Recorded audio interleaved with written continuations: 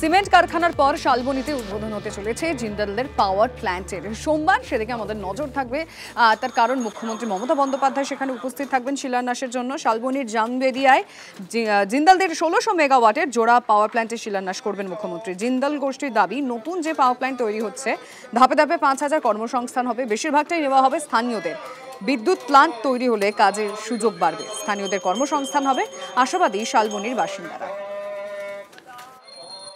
আশাবাদী তো আমাদের জিন্দালটা হয়েছে, এতে কিছু কর্মসংস্থান হয়েছে, স্থানীয় লোকজন ব্যবসা বাণিজ্য করে খেতে পাচ্ছে। তো পাওয়ার প্ল্যান্টটা হলে আরও কিছু এলাকার উন্নতি হবে।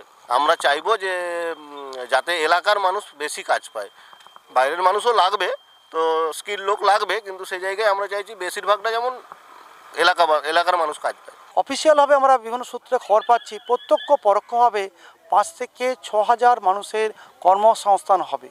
এতে আমরা শালবনী গ্রামবাসী হিসাবে, পশ্চিম মেদিনীপুরের গ্রামবাসী বলুন হিসাবে, পশ্চিমবঙ্গের নাগরিক হিসাবে আমরা একটা গর্ববোধ করি যে এই জিনিস হলে আগামী দিনে একটা মানচিত্র পশ্চিমবঙ্গ দখল করবে আমাদের শালবনী ব্লক। এটা আমরা থার্মাল পাওয়ার তৈরি করব। এখানে প্রায় 2000 একর ল্যান্ডের ওপরে এই প্রজেক্টটা হবে। আর এই প্রজেক্টটা যদি সাকসেসফুলি রান করে তো 5000 5500 মতো লোক এখানে কাজ করবে। তো আমরা চেষ্টা করব যতটা পারা যায় আমাদের লোকাল লোক এবং যারা আমাদের সাথে আছেন অনেক দিন ধরে তারাই এখানে কাজ করতে পারবেন।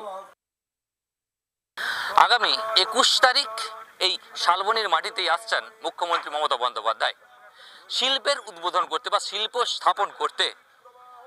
এই শালবনীর জেএসডব্লিউ এরিয়ার মধ্যে জেএসডব্লিউ একটি পাওয়ার প্ল্যান্টের উদ্বোধন হবে, আর তারই ভিত্তিপ্রস্তর স্থাপন হবে এখানে। ইতিমধ্যেই তার কাজ শুরু হয়ে গেছে। আমার সহকর্মীকে দেখাতে বলবো যে যেহেতু সিএম আসছেন, মুখ্যমন্ত্রী আসছেন, সঙ্গে আসছেন জেএসডব্লিউ গ্রুপের চেয়ারম্যান সহ ম্যাডাম জিন্দাল সহ আরও অনেকেই, তাই তার প্রস্তুতি ইতিমধ্যেই তুঙ্গে। ইতিমধ্যে পূজার মাধ্যমে তার কাজ শুরু হয়ে গেছে।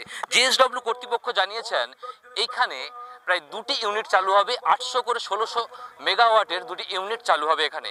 প্রায় 3 বছর সময় নেওয়া হয়েছে এবং পর্যায়ক্রমে প্রায় 5000 মানুষ এখানে কাজ করবেন। তার ফলে বিরাট একটা কর্মসংস্থান হতে চলেছে এই শালবনী এলাকায়। আর তাতেই আশায় বুক বাঁধছেন এখানকার মানুষজন। তারা আশা করছেন যে নতুন করে শিল্প হলে এই এলাকার প্রভূত উন্নতি হবে, আর্থসামাজিক উন্নয়ন ঘটবে এই এলাকার। শালবনীর এই ক্যামেরায় সুজয় নায়কের সাথে দেবব্রত সরকার, TV9 বাংলা।